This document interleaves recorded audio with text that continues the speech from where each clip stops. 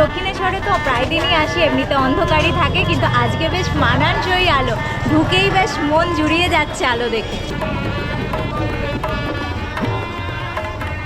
কালী পুজোর পরের দিন দক্ষিণেশ্বরে এসেছি, চারিদিক আলোয় আলোয় আলো দেখতে এসেছি। প্রতি বছর কার্তিক মাসের অমাবস্যা তিথিতে যখন সারা দেশ আলোর উৎসবে মাতে, তখন বাংলার হৃদয় জ্বলে ওঠে এক ভিন্ন জ্যোতি। সেটি হলো মা কালীর আরাধনার আলো। আর এই আলোর এক মহাতীর্থ হলো দক্ষিণেশ্বর কালী মন্দির। আজকের এই অমাবস্যা রাতে গঙ্গার তীরে অবস্থিত এই পবিত্র প্রাঙ্গণটি সুন্দর সেজে উঠেছে।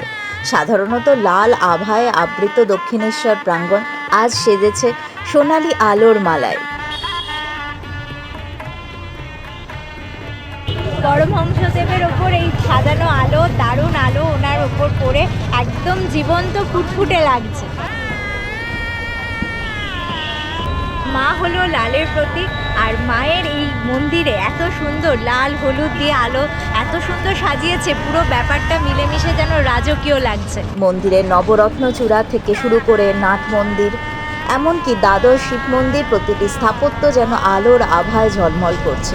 এখানে অনেক দিন ধরেই একটা গেস্ট হাউস বানানো হয়ে রয়েছে, পুরোই কমপ্লিট, কিন্তু জনসাধারণের জন্য এখনও খোলা হয়নি।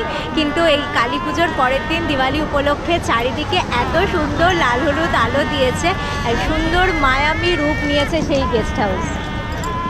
এই আলো অশুভের বিনাশের পর শুভ শক্তির এক মহাজাগতিক প্রকাশ। এই আলোকসজ্জা আসলে আমাদের জীবন থেকে সকল অজ্ঞানতা, নেতিবাচকতা এবং ভয়কে দূর করে জ্ঞান ও আশার আলোকে স্বাগত জানানোর প্রতীক। এমনকি এখানে যে দোকানগুলো আছে, যেখানে ডালা পাওয়া যায় বা এমনি জিনিস পাওয়া যায়, সব দোকানগুলোকে আলোর চাদরে মুড়ে দেওয়া হয়েছে। সব কিছু মিলিয়ে দারুণ স্বর্গীয় একটা অনুভূতি। এই সোনালী আলো যেন ভক্তের হৃদয়ের প্রার্থনাকেই মূর্ত করে তুলেছে। দেবী কালী, যিনি এই মন্দিরে মা ভবতারিণী নামে পূজিতা হন, তিনি হলেন মহাশক্তির চরম রূপ।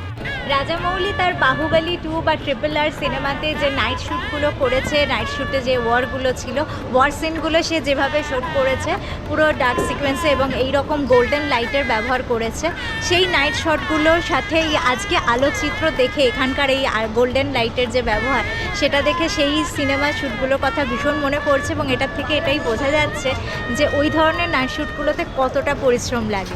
অমাবস্যার গভীর অন্ধকার আমাদের শত্রু এবং অহংকারকে নির্দেশ করে, আর কালী পুজো হলো সেই অন্ধকারে শক্তি সঞ্চার করে, আত্মিক দুর্বলতাকে জয় করার সংকল্প।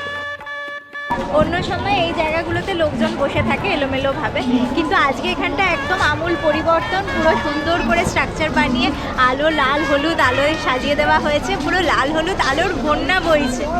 এবারই তো আসল জায়গাটা।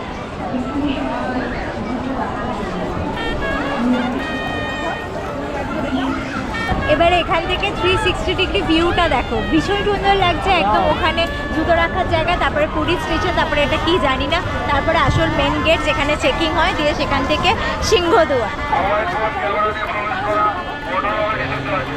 হিসেব মতো আজকে ভিড় হওয়ার কথা, কিন্তু এখানে ভিড় হয়নি, একদমই লোকজন ভীষণই কম, হয়তো সবাই বাড়িতেই বাজি ফাটাচ্ছেন।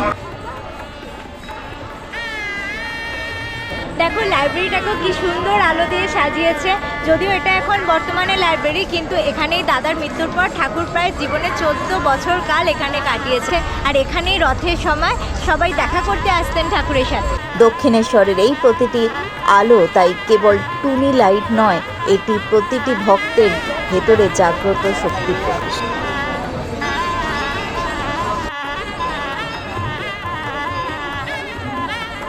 রানী রাসমণির স্মৃতিসৌধ, সঙ্গে বাগান এবং এই সাঁকোটাকেও ভীষণ সুন্দর করে আলোতে সাজানো হয়েছে। সবুজ সাঁকোর ওপর হলুদ আলো পড়তে আরও সুন্দর লাগছে। আজ দক্ষিণেশ্বর হয়ে উঠেছে এক মহাজাগতিক মিলন ক্ষেত্র। একদিকে মূল মন্দিরে তান্ত্রিক মতে চলছে মা ভবতারিণী কালী নিশি পুজো, অন্যদিকে নাট মন্দিরে চলছে ভজন কীর্তন, ভক্তদের ভিড়, মন্ত্রপাঠ, আরতি এবং এই অসাধারণ আলোকসজ্জা। সব মিলিয়ে এই পরিবেশ যেন এক স্বর্গীয় অনুভূতি। মন্দিরের লাল গায়ের ওপর সোনালি আলো পড়ে তা যেন দেবী কালীর ভয়াল রূপের আড়ালে থাকা মাতৃরূপের করুণা ও সৌম্য সৌন্দর্যকে তুলে ধরেছে। এই আলোয় আলোকিত দক্ষিণেশ্বর কেবল একটা মন্দির নয়, এটি হলো এক অমর বার্তা, যে বার্তা বলে জীবনের গভীরতম আধারেই শক্তির সর্বোচ্চ প্রকাশ ঘটে এবং সেই শক্তিই আমাদের শেষ পর্যন্ত আলোকের পথে নিয়ে যায়।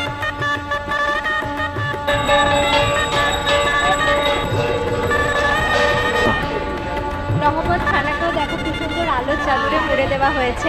আর এই নহবত থানাতেই মা প্রথমে যখন দক্ষিণেশ্বরে এসেছিলেন এখানেই থাকতে চেয়েছিলেন, কিন্তু উনি প্রচণ্ড জ্বর নিয়ে এসেছিলেন, তাই ঠাকুর তাকে কিছুদিন তার সাথেই থাকতে বলেছিলেন। তারপরে সুস্থ হওয়ার পরে এখানে উনি ছিলেন।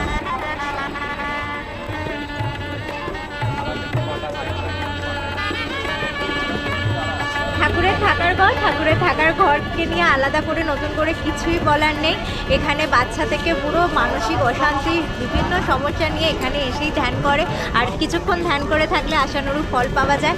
আজকে দেখো এখানে কি সুন্দর আলোর চাদরে মুড়ে দিয়েছে, ভীষণ সুন্দর লাগছে।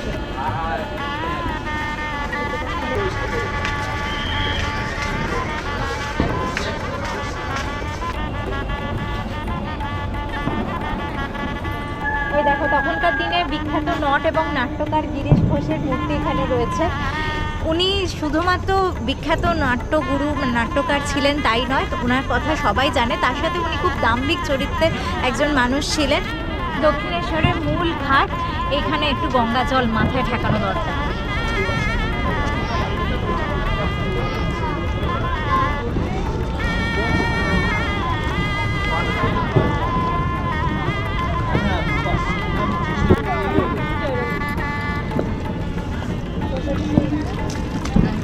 স্লিপ করে যাবি, আমাকে ধরে রাখ।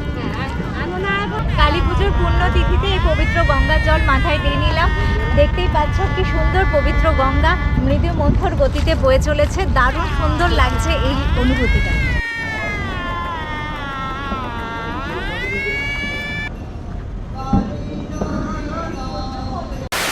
দক্ষিণেশ্বরে ঘাটের ওখানে ভিডিও করতে করতে হঠাৎ দেখলাম সমস্ত লাইট অফ হয়ে গেছে, আর তারপরে ওখানে খোঁজ খবর নিয়ে জানা গেল যে না, ওদের একটা টাইম ছিল, সেই টাইমের মধ্যে সব লাইট অফ করে দিয়েছে, তো ওখানে ভিডিওটা আর কন্টিনিউ করা যায়নি।